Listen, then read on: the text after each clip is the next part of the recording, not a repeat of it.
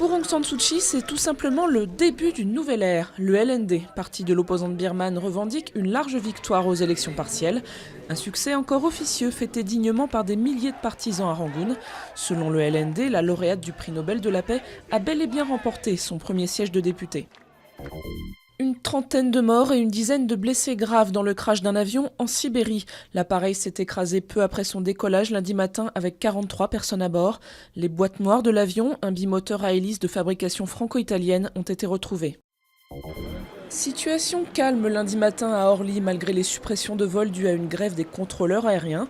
À l'origine du conflit, une réforme de la navigation en province. On prévoit 20% d'annulation sur les vols au départ ou à l'arrivée d'Orly.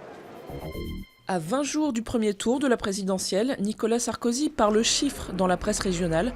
Pour sa seconde mandature, les Français devraient faire un effort de 115 milliards d'euros.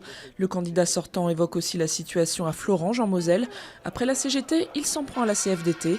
Selon lui, les permanents du syndicat ont trahi la confiance des salariés d'ArcelorMittal en faisant de la politique.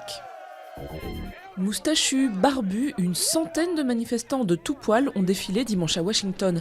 Une marée de fausses ou vraies bacchantes venus réclamer très sérieusement une déduction fiscale de 250 $, environ 185 €. Parce qu'un système pilosoigné, ça coûte un poil cher. Les Américains moustachus participent à l'économie. Alors l'idée, c'est de stimuler l'économie en rendant un peu d'argent.